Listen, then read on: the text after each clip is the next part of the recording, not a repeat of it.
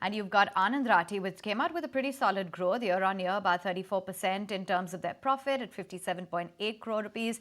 Their AUM growth as well shot up to about 55,000 odd crore rupees. Rakesh Rawal, the CEO of Anand Rathi Wealth, now joining in on the show. Thank you so much for taking time out, Mr. Rawal. Avan, this side.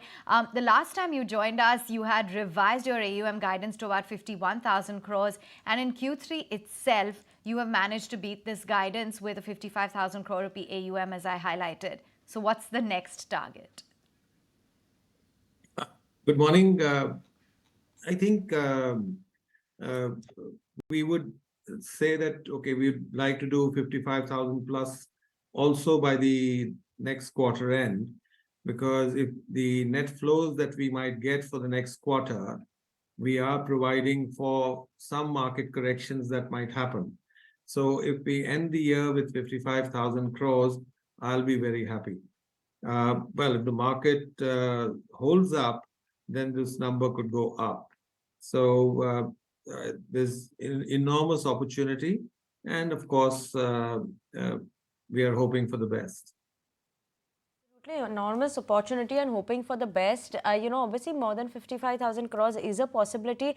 But, in terms of overall, even the profit guidance, that is also at 224 crores is what you'd spoken about. Revenue guidance of 720 crores in FY24. So given all this, is that also something that we could see a revision coming in, or would be better than what you've already guided for in FY24? Well, we've done about 77% of the annual target in the first 3 quarters.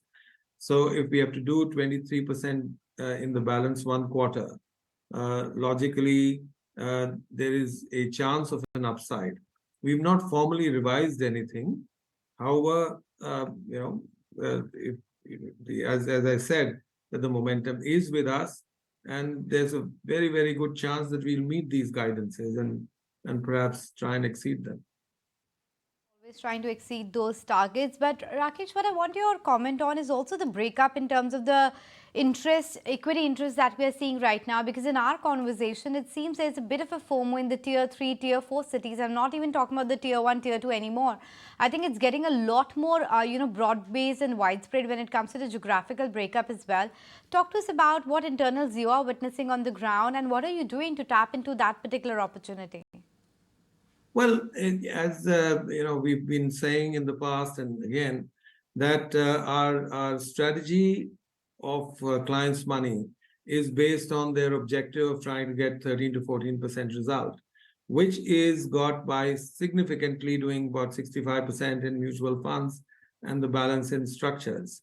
So we have a consistent inflow of money from the clients, right? And we are certainly opening up offices in the tier 2, tier 3 cities.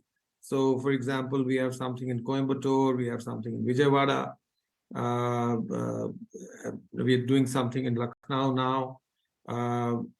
So I believe that the opportunity is massive all over the country. And by opening up these offices, I think we'll be capturing something in the tier 2 cities and tier 3 cities as well with time. So we don't worry about equity markets. Yeah, I think when you're looking at a 3-4 year kind of scenario, our belief is that the market will be and the economy will be much, much higher than what it is right now. So whether you enter the market at 21,000, 22 or 20, over a long period of time, we have seen that you end up getting 12 to 14% results. Net flows have also seen a massive surge, 5,400 crore rupees. What is the split between equity, debt, mutual funds, market-linked debentures, etc.? And what is this that indicates about the asset classes that are preferred by investors, according to you? Well, about 2/3 of this is equity mutual funds, and the balance is structured products and some debt, right? And that's in line with the strategy that we have in place. And so since we are doing just these two, we are getting net flows in these two only. And It's a question of new acquisitions. It's a question of new monies from existing acquisitions.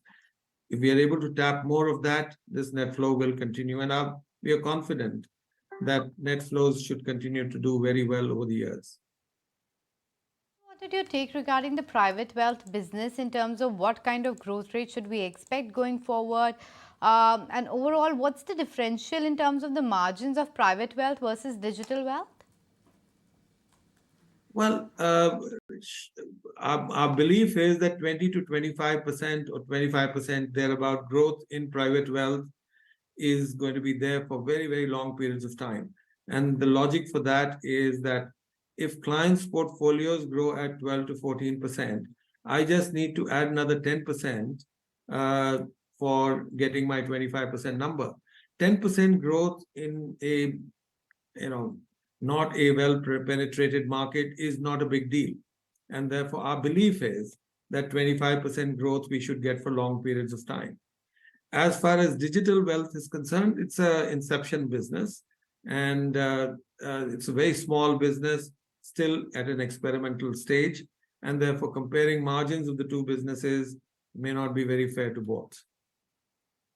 You're saying that 20-25% growth is quite doable in the private wealth segment. You That's have right. been doing revenue growth of almost 30-35% in your businesses. How long do you think this is going to continue at the company's consolidated level? Do you think you can replicate this kind of growth come FY25, FY26, or is it going to get better? Well, our policy has been to be a little bit conservative in terms of giving numbers in the public domain. Like this year also, we started with a number which was close to 20%. And with the team doing well and the markets doing well, we are at a 30-35% kind of number. I don't see why we're going to change that. We are going to be conservative for next year also. And conservative means 20 to 25%. And we will endeavor to do more, obviously. And so far, things have been pretty good. Thank you so much, for joining in with us, giving us your time this morning as well. It's a pleasure talking to you. That was the management of Anand Rathi Wealth for you all. But